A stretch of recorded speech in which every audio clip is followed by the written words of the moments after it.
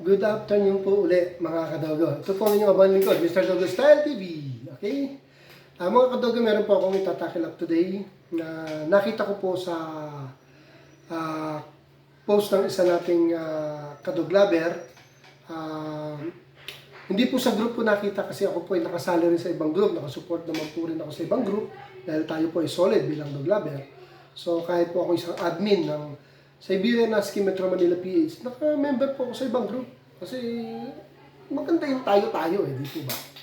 Meron po akong nakita dun sa isang post ng isang group. Meron po akong sinubaybayan doon na isang posting tungkol dun sa aso niya. Yung pong aso niya po ngayon, naka-confine dahil po sa severe infection, urinary tract infection, mga kadogo. Yung po ang itatakil up ko po dito. Okay? Itatakil ko po to para naman po makatulong na ma-avoid na makarating tayo doon sa stage na meron ng confinement or malala na po aso natin. Mga kadogo, napakasimple lang ng ganong problema. Yung problema yun, hindi simple. Ibig sabihin i-avoid yung ganong problema, simple lang. I-monitor lang po natin ang mga alaga natin kung sila ba ay regular na umiinom ng tubig. Bukod po sa mga pinainom natin liquid. Ano ba ang example ng liquid? Ako nagpo-probiotics, tapos nagmi-milk. Bukod doon, sa tubig tayo magbase. Regular po ba sila uminom ng tubig? Sa tingin niyo po ba sa isang araw, sapat po ang pag-inom nila ng tubig? Bakit ko po nasabi to na i-monitor ang tubig? Doon po nagsisimula ang urinary tract infection. Isa po yun sa major cause kung bakit nagkakaroon ng infection sa ihi ang mga alaga natin. Sa ano pong paraan? Kulang po sila sa tubig. Doon po muna tayo sa basic. Kulang po sila sa tubig. Mga aso ko po, hindi po sa pagmamalaki. Ako po yung nakamonitor sa kanila.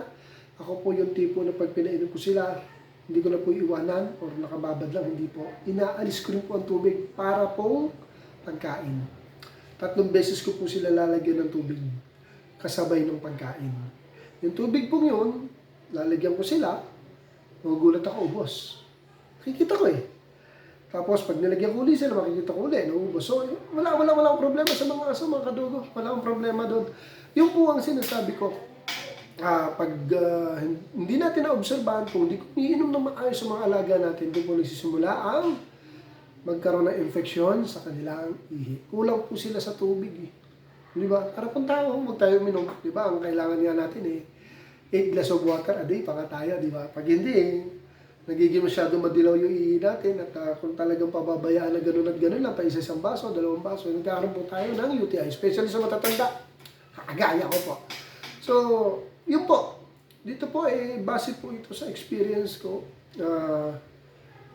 na dating dati, so hindi pa ako breeder, marami pong namamatay na alaga namin dahil sa infeksyon. Ihi po yun, nasangsang So noon po yun, bata pa ako. Pero ngayon po, hindi po mangyayari yun dahil nga po sa may kaalaman na tayo. Kaya yun po, to avoid, yung unang reason para hindi magka-infeksyon sa ihi is kailangan regular ang pag-inom ng tubig ng aso.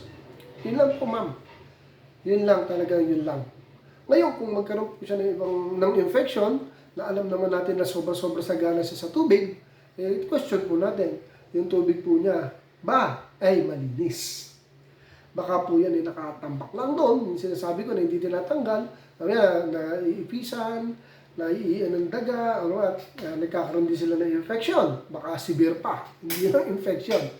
Kaya dapat pinapalitan din po ang tubig parang pagkain yan Huwag tayong magbababad kasi nagagapangan po yan ng mga insect like cockroach.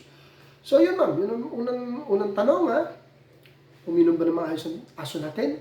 Sapat ba ang ininom nila? Pangalawa, malinis po ba ang iniinom nilang tubig? Okay? Pag po sila, yung dalawang yun, sagot natin na oo, parehong oo, na uminom na maayos, malinis ang tubig, at nagka-infection pa ma'am, ibig sabihin po na may problema na po ang aso. At di naman po natin mapipigilan yun kung magkakasakit sila. Siyempre, internal po ang problema nun Maaring sa katawan na nileon, or maaring nagkaroon na sila ng problema hindi natin namalayan, hindi man nila nakuha sa tubig, nakapaglaro ng hindi magandang insekto, like ipis, lakas na carrier po niyan. nakapaglaro ng mga ganung bagay, nagkaroon sila infection, or kumain ng pupo, or dumila sa maruming kanal, hindi natin nakikita yan eh. Minsan eh, di ba mga kadogo, di naman tayo 24/7 eh. So pag ganun man ang kaso, at alam natin uminom ng maayos, at malinis ang ininom at meron pa rin, bed na po natin yon. Kasi wag na po natin palalain. Okay? Ito pong vlog na to, sinabi ko lang to para po i-avoid yung dun sa stage na gagastos na tayo. Confinement na po ito pinag-uusapan dito ng ating kaibigan. Okay? Kaya ito po binlag ko po sa mga beginner po at sa mga kapwa ko breeder at kapwa ko dog dabber, dog owner, siguro doon po natin uminom na maayos sa mga alaga natin. Okay? Hindi naman po lahat, ano? Pero, siyempre, karamihan sa atin po, hindi naman natin na monitor yung pag-inom ng tubig. Ako po ay isa sa hindi kasi ako talagang minomonitor ko po ang mga alaga ko. Tinitingnan ko po talaga sila kasi importante po yun eh. Hindi ko po pinapaabot na magkaroon sila infection or manilaw ang ihi dahil kulang ang tubig nila sa katawan. Yun po. Ito pong vlog na to ginawa ko po to para lang po doon para makatulong na i-avoid considered as first aid po to na wag nang umabot doon. Painumin po natin ang tubig. Yun po ang purpose ko dito. Tip lang po to bilang experienced dog owner and dog breeder. Tubig po ang kailangan nila. Okay? Para umiwas po muna tayo sa mga gamutan. At maiwasan yung mga kung ganitong system na confinement or nagastos na po tayo. So yun mga kadogo, sana nakatulong kahit papano at mapanood to ni ma'am at sa iba nating dog lover, especially mga beginner. Minsan kasi tayo ay natutuwa, lalo pag baguhan, pakain, hindi natin nilaanintanan na masama yung pagkain at hindi natin iniisip kung nakakainom pa ba sila ng tubig. Di ba?